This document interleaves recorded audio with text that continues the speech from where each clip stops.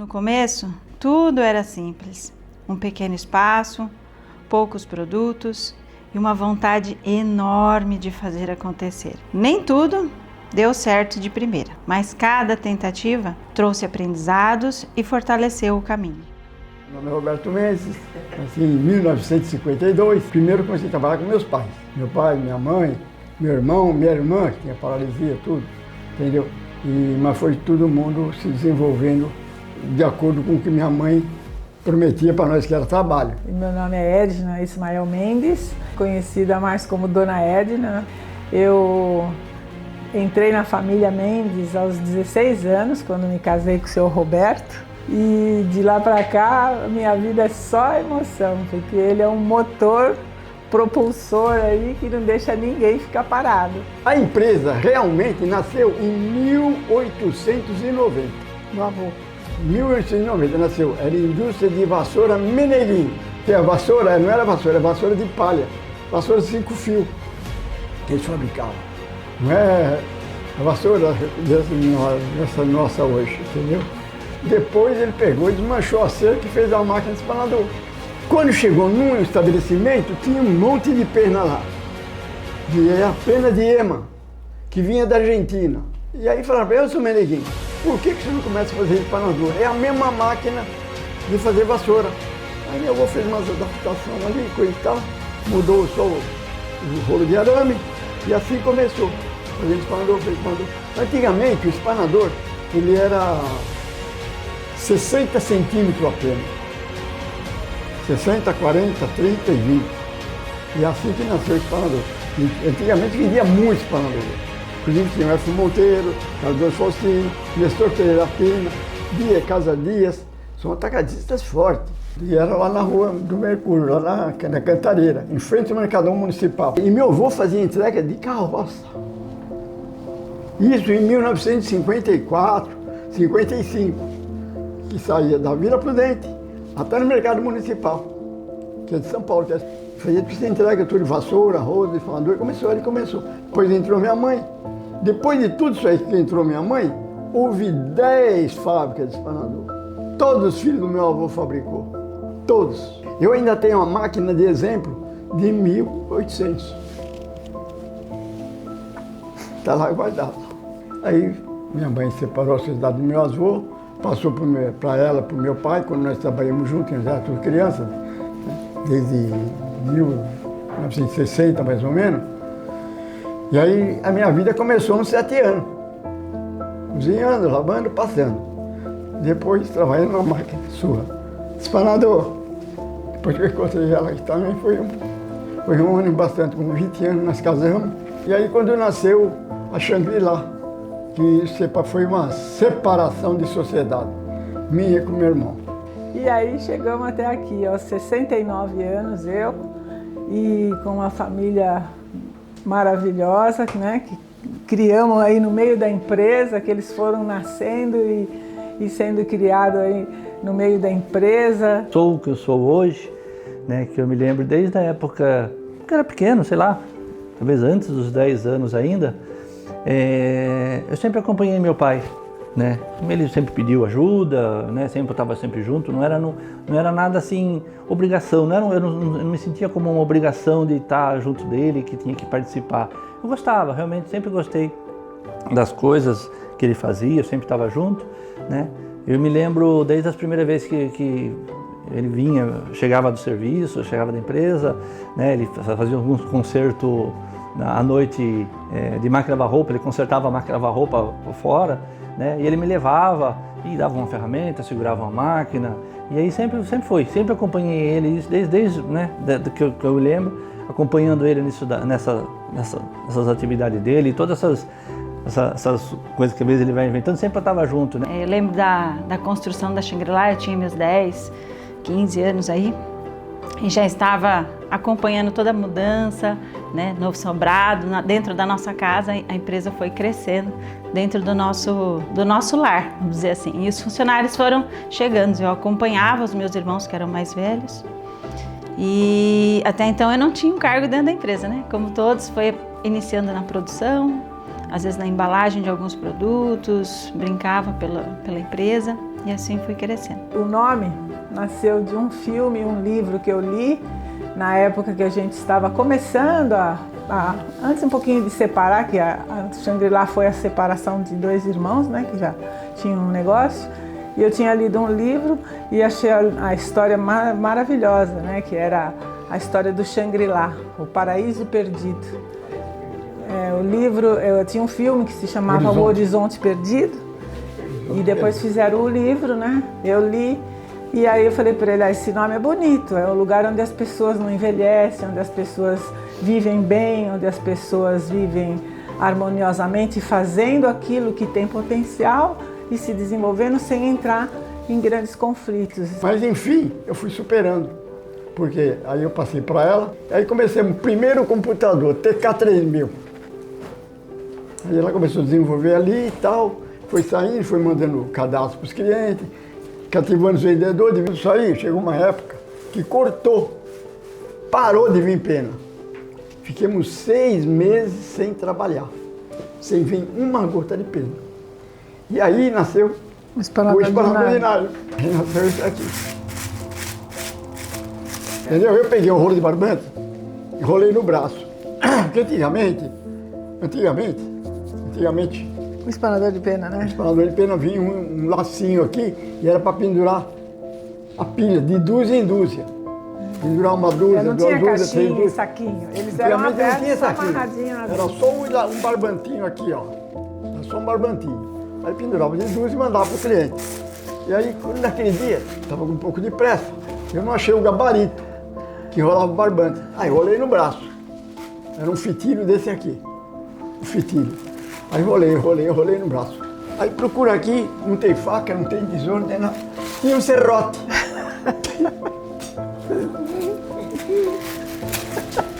Eu cortei com o serrote. No que eu cortei com o serrote, ele ficou assim, ó. Tudo desfiado o fio, né? Foi o maior sucesso do momento. Nós vendimos 200 mil peças em 4 meses. Aí tem mais, viu? Ele não só inventou, como ele falou, vamos ver se isso funciona. Aí ele saiu para os clientes que ele tinha de espanador para tentar vender, para ver se era vendável. Era o João Marques da Silva. O primeiro cliente Eu cheguei lá e falei, tem isso aqui para vender, você quer comprar? O rapaz falou, espera um pouquinho aí, já volto. Espera aí, já volto. Ele saiu da cadeira e eu fiquei ali sentado, plantado ali, quase 1 hora. Aí quando ele chegou, ele falou, Roberto, você tem produção? Ele tinha acabado. Tenho.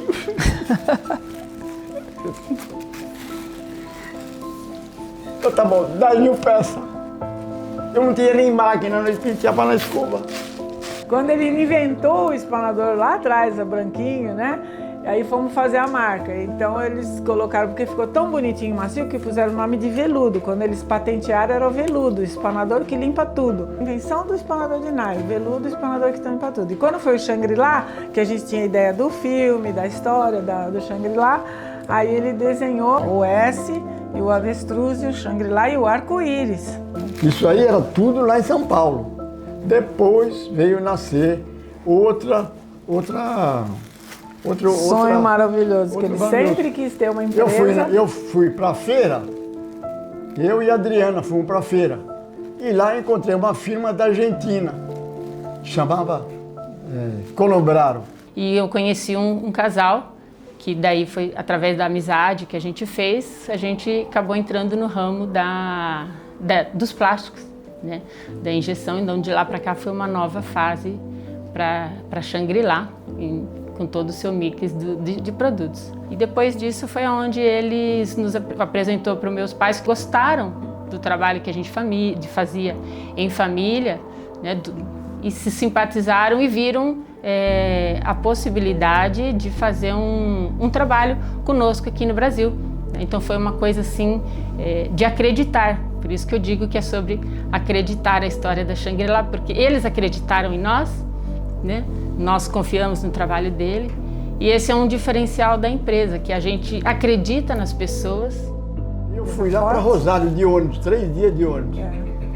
3 dias viajando de ônibus. Viajei, fui para lá. Aí cheguei lá e vi o camarada com puta de uma empresa enorme com balde, lixeira, cesto, cadeira. Falei, é comigo mesmo. Eu nunca tinha andado de avião. Aí chegou e falou, Roberto, não passei. Falei, aonde? Amanhã cedinho, você vem? Não passei. Falei, tá bom. Quando eu vi, ele pegou de manhã cedinho levou eu no aeroporto, falou, não, pode ter até na Buenos Aires. Vamos na fábrica. Aí fui lá onde eu fui conhecer o Ricardo Colombral, cujo faleceu o ano passado, entendeu? E ele me deu muito crédito. E nós comecemos, aí ele gostou tanto de mim, começou a trabalhar com plástico acrosílico. Umas 10, 15 carretas ou mais, muito mais, umas 20 carretas de cadeira, mesa, lixeira. Nossa, virou uma vida, Imagine que nós faturemos, o homem ficou bobo de ver a nossa venda aqui em São Paulo. Eu podia ter continuado, mas devido ao dólar ter mudado muito alto, aí nós cortamos uma relação, porque não dava para trazer mais, estava mais barato aqui do que lá. Tudo eu que entregava com a perua Kombi. Tudo que eu entregava com a perua Kombi, tudo. Eu fazia entrega. Uma perua Kombi preta, aquelas que eles falam corujinha, né? Tinha a cruzeta no meio ainda. Fazia toda a entrega, era São Bernardo, São Caetano, Santander, Diadema, trabalhava dentro da fábrica, fazia as entregas, fazia manutenção e ainda sobrava tempo. Ele falou muito das entregas que ele fazia entrega com ele levava eu, devia ter 12 anos, deixava eu lá num cliente, ele ia receber, estava com a Kombi, deixava a famosa Kombi preta, aí deixava eu lá no cliente, né, ele ia demorar 2, 3 horas para receber, ele deixava eu lá com os pacotes e ia embora, fazer as outras entregas, depois eu entregava e voltava de ônibus, metrô para casa. Se for ver a ideia dessa empresa aqui... Foi pela Colombrado. Veio por causa dela. Monta uma firma aqui, eu trago as máquinas. E nós produzimos aqui, eu te mando os moldes. Foi essa a ideia. Eu tinha acabado de construir um prédio de apartamento lá em São Paulo de 10 andares. Tinha acabado de construir. Com a mesma forma que eu fiz lá o prédio, nós fizemos todas as colunas da fábrica. Está aí em cima aqui as formas ainda. Aí falei, nós íamos montar ali embaixo. Falou, não, aqui não. Tem muito barranco. Se eu montar uma firma que fica barranco aqui, barranco ali, não funciona. O terreno de frente é bom. E aí, quando nós terminamos de fazer todas essas coisas aí, que nós começamos a fazer a obra aqui, que aí falou, não, vamos botar a firma aqui, que assim nós vamos botar as fábricas aqui. A Argentina mandou 4, 5 máquinas para nós aí. E uma está até aí ainda hoje, tá? A Oleodinâmica e a Gal. São 2 máquinas que ainda estão aí ainda. Naquela época Deus abençoou tanto que nós trabalhamos direitinho, vendemos muito espanador, escova e tudo que nós trabalhávamos. Aí quando está tudo prontinho, tudo montadinho, aí o Norberto, a Adriana, a Vivian, tomaram, inclusive estava o Edilberto junto também, né, tomaram a liberdade de tomar conta da empresa. Para mim foi importante, eles pegaram o Titanic funcionando e não deixaram afundar. Sempre as invenções dele, alguma coisa, sempre eu estava do lado. Às vezes ele parecia que nem percebia, mas sempre estava observando, né, observando as coisas, observando o local, o que ele estava fazendo. Né, alguma coisa, sempre vai, de alguma forma, essa observação sempre vai adquirindo uma experiência. E ao longo dos anos, vivendo, vivenciando, tudo, é muito importante na hora de você decidir. Você sabe que onde pode chegar, você sabe onde você pode ir, quando não pode ir, que a gente conhece, ou que a gente não conhece, a gente vai buscar. Né? Eu acho que esse espírito de empreendedorismo acabou passando um pouco, sim, de pai para filho. E graças a ele, né, as coisas, eu consegui realmente armazenar bastante experiência e ser o que eu sou hoje, e a gente conseguir estar dando andamento a todo o projeto que ele iniciou. E como era uma ampliação que estava fazendo, por causa do espaço, tudo aqui em São Paulo era difícil, aí a gente veio depois da construção terminada, tudo, quando iria chegar as máquinas da Argentina, né? Acabei vindo para cá, geralmente eu estava à frente dessa parte, dessa mudança para cá, eu que estava à frente dessa parte das injetoras, tudo que estava dessa parte da indústria que veio aqui para o interior. Justamente por causa das máquinas injetoras, eu que acabei fazendo alguns cursos da parte de injeção, viajei até a Argentina, na empresa Colombraro, fiquei uma semana lá com eles, com os moldes, com as máquinas que eles tinham lá na Argentina, fiquei lá, para depois, quando viesse para cá, eu trazer essa experiência, trazer todo esse know-how para cá. Por ser uma empresa nova, né, entrando no mercado, sempre tem a questão de dificuldade de preço.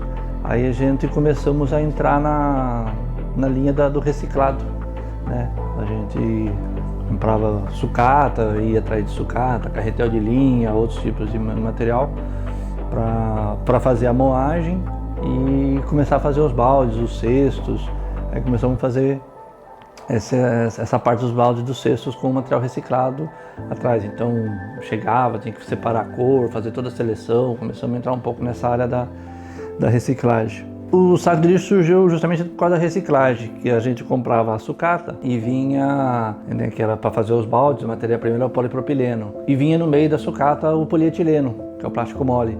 E aí você ia juntando, vai juntando, né?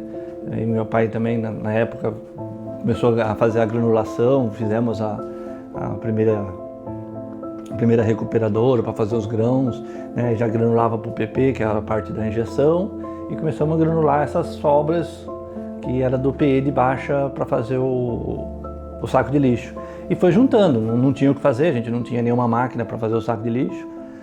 E foi juntando, chegou uma época aí que tinha 20, 30 toneladas de material.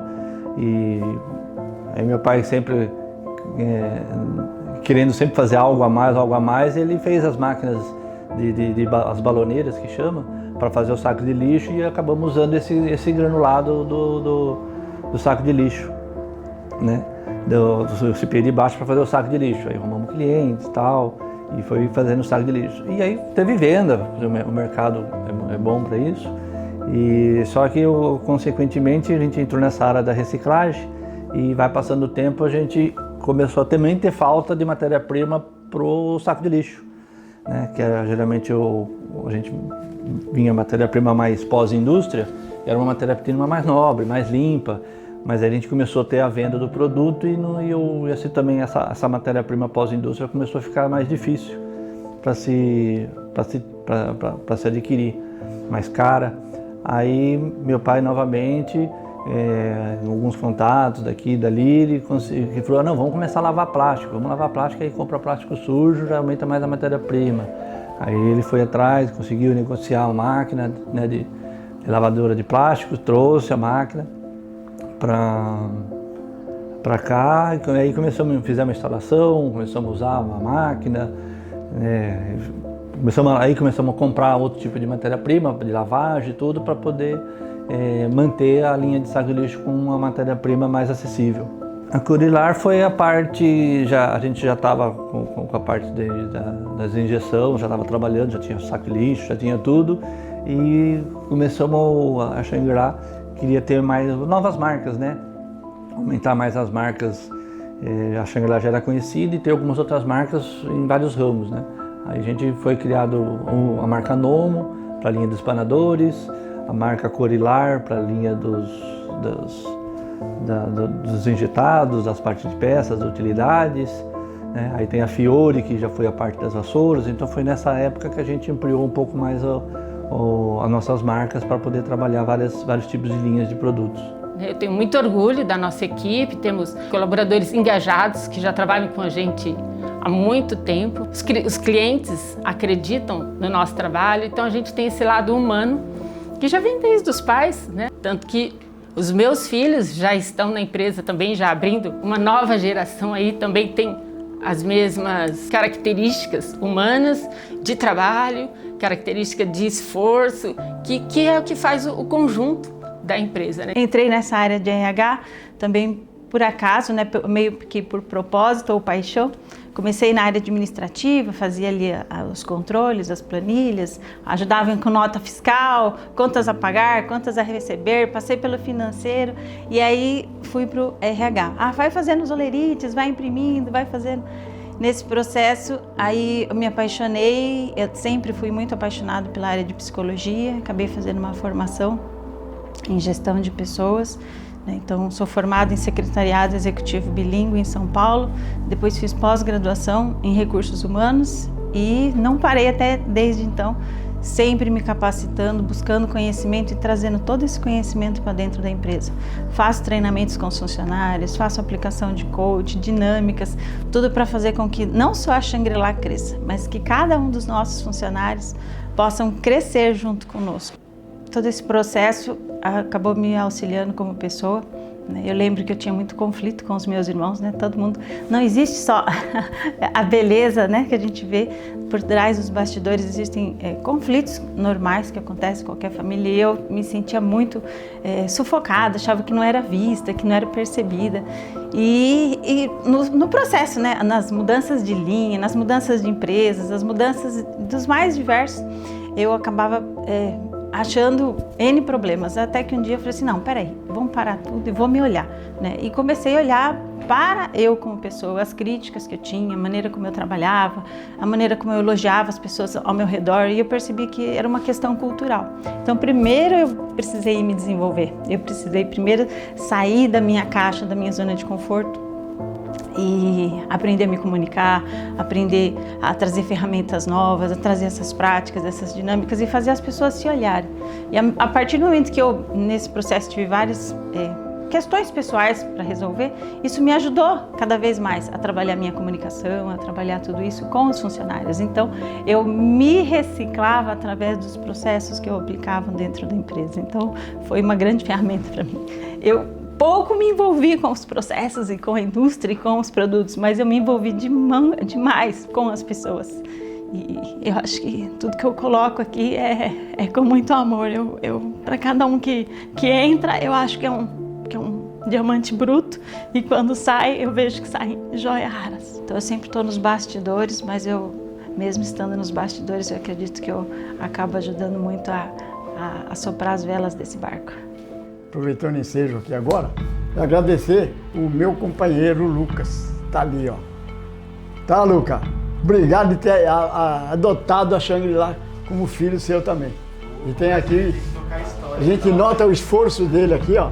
Uma quarta geração, né? A gente nota o esforço dele aqui, e não é por nada não. Olha, os filhos estarem junto comigo na empresa, que eles estão desde que nasceram praticamente, né? Eles vinham, eu tinha a possibilidade de trazer eles para o local de trabalho e estão conosco aqui hoje, é um orgulho. 35 anos depois, o que fica é o orgulho, a gratidão e a certeza de que o sonho valeu a pena. Se pudéssemos voltar no tempo, diríamos apenas: acredite, o melhor ainda está por vir. Toda empresa tem a sua história e esta é a nossa. E você faz parte dessa história.